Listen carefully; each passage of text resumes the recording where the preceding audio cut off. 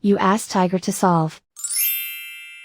This deals with linear equations with one unknown. The final result is p equals 5/8. Let's solve it step by step. Swap sides. Group all constants on the right side of the equation. Subtract 1/4 from both sides. Group like terms. Combine the fractions. Combine the numerators. Reduce the zero numerator. Simplify the arithmetic.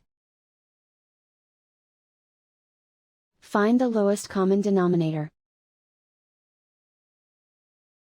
Multiply the denominators.